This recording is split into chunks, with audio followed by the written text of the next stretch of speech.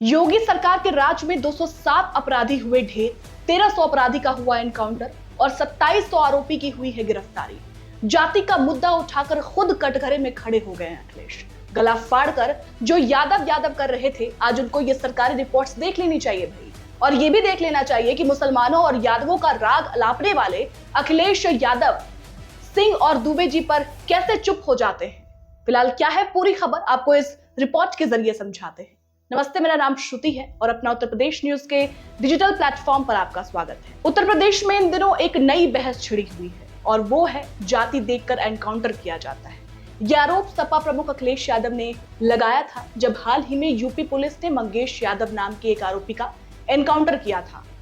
इससे ये सवाल भी लाजमी है कि क्या उत्तर प्रदेश में एनकाउंटर भी अब अपराधियों की जाति देखकर हो रहे हैं क्या?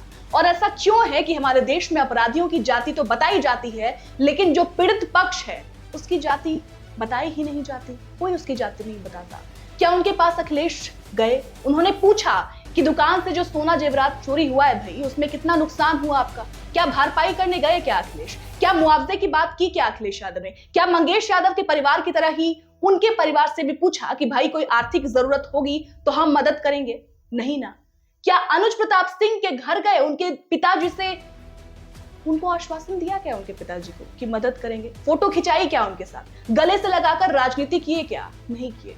फिर मंगेश यादव के एनकाउंटर पर इतना ज्यादा अखिलेश क्यों बौखला गए? बड़ी बात यही है ना कि इस मामले में अपराधियों की जाति तो सबने देखी, लेकिन जिस व्यापारी की दुकान में लूट हुई थी उसकी जाति किसी ने नहीं देखी। इस व्यापारी का नाम भरत जी सोनी है और इनकी जाति ओबीसी है, लेकिन इनकी जाति की कहीं कोई बात नहीं हो रही है। और इसी से समझा जा सकता है कि हमारे देश में जाति वाली राजनीति का असली चरित्र क्या है। और नेता खासकर अखिलेश यादव जैसे नेता जाति की बात करते हैं और वही बात करते हैं जहां उन्हें वोट बैंक की संभावना दिखती है, जहां उन्हें लगता है कि हमारा वोट बैंक बढ़िया हो सकता है। सुल्तानपुर में लूट की घटना पिछले महीने हुई थी, जिसमें कुल 14 आरोपी शामिल थे और इन आरोपियों में सिंह भी हैं, शुक्ला भी हैं, यादव भी हैं, कोरी भी हैं और मुसलमान भी हैं। इससे यह आराम से समझा जा सकता है, अखिलेश यादव जी के लिए कह दें कि अपराधियों के लिए कोई जाति और धर्म नहीं होता है भाई, लेकिन हमारे देश की राजनीति ऐसी है कि अखिलेश यादव जैसे नेता इनकी भी जातियों को ढूंढ लेते हैं। बहरहाल सपा प्रमुख अखिलेश यादव ने कहा कि हिंसा और रक्त से यूपी की छवि धूमिल करने के लिए बड़ा षड्यंत्र रचा जा रहा है। उन्हें पता है कि वो सत्ता में फिर वापस नहीं लौट पाएंगे। बीजेपी को लेकर उन्होंने कहा ऐसे में फर्जी एनकाउंटर जानबूझकर कर रहे हैं।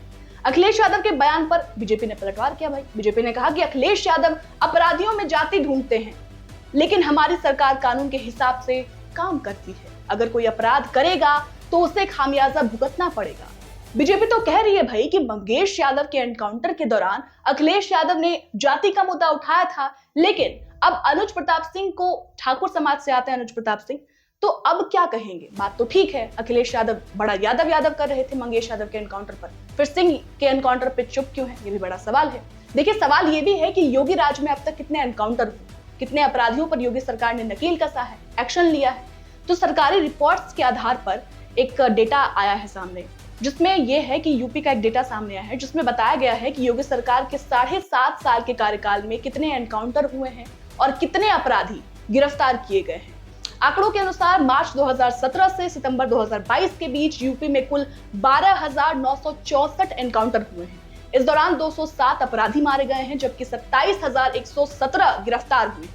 इन मुठभेड़ों के दौरान 1,601 अपराधी घायल हुए। आंकड़ों के अनुसार इन मुठभेड़ों में 1,601 पुलिसकर्मी भी घायल हुए हैं और 17 पुलिसकर्मी ने अपनी जान तक गंवा दी। लेकिन मजाल है कि इस पर अखिलेश यादव कुछ बोल दें। नहीं, एनकाउंटर में मारे गए ज्यादातर अपराधी इनामी थे, जिन पर 50,000 से लेकर 5 लाख रुपए तक का इनाम था। सवाल ये भी आता है कि भाई किस जाति के कितने अपराधी हुए हैं? रिपोर्ट में कहा गया है कि योगी सरकार में अब तक 67 मुस्लिम, 20 ब्राह्मण, 18 ठाकुर एनकाउंटर में मारे गए हैं। वहीं अन्य जातियों की बात करें तो 16 यादव, 14 दलित, 3 एसटी, 2 सिख, 8 ओबीसी समूह ढेर हुए हैं। अब सोचिए आप कि जो अखिलेश यादव गीत गा रहे थे यादव का, उसमें तो साफ दिख रहा है भाई, जो रिपोर्ट आई है कि 16 यादव एनकाउंटर में मारे गए हैं, तो 20 ब्राह्मण भी हैं जो एनकाउंटर में मारे गए हैं। हर जाति के लोगों का एनकाउंटर हो रहा है। जो अपराध करेगा योगी सरकार उसको सबक सिखाएगी, उसको बख्शेगी नहीं। तो इन बातों को समझने में अखिलेश यादव को कहां परेशानी हो रही है भाई, ये रिपोर्ट उनको जाकर देख लेना चाहिए। टीवी तो देखते ही होंगे, बैठकर सोफे पर बैठ के एक बार देख लें कि क्या रिपोर्ट कहती है। और जो ये जाति जाति वाला जो एंगल बार बार वो राजनीति में एक सो कॉल्ड एंगल लेकर आते हैं अखिलेश यादव, उनको समझने और सीखने की जरूरत ज्यादा है। ऐसा लोग सोशल मीडिया पर कह रहे हैं कि भाई अपनी पार्टी पर ध्यान दीजिए, आपकी पार्टी है, आपकी पार्टी के कई नेता पर हर दिन सवाल उठ रहे हैं, कोई जाली नोट बेच रहा है, कोई दुष्कर्म कर रहा है। तो भाई जनता भी, यूपी की जनता भी आपसे, अखिलेश यादव से यही कह रही है। सोशल मीडिया खंगालेंगे तो आपको दिखेगा, लोग यही कह रहे हैं कि भाई अपनी पार्टी पर ध्यान दे लीजिए और जात पात से जरा ऊपर उठकर राजनीति कीजिए, क्योंकि यूपी में उपचुनाव जल्दी ही आने वाले और वही हवा जो है वो काफी टाइट लग रही है अखिलेश यादव के खिलाफ, टाइट है माहौल। तो देखना दिलचस्प होगा कि ये सारी चीजें जो हो रही हैं, जो अखिलेश यादव के खिलाफ जो भी खबरें चल रही हैं, खिलाफ ना कहें, जो हकीकत है, जो हकीकत बयां कर रही है, उसके बाद अखिलेश यादव की पार्टी का क्या होगा, अखिलेश यादव की राजनीति का क्या होगा, बड़ा सवाल ये है। फिलहाल इस पूरे मुद्दे पर आप क्या सोचते हैं, हमें कमेंट कर जरूर बताइएगा। बहुत बहुत शुक्रिया।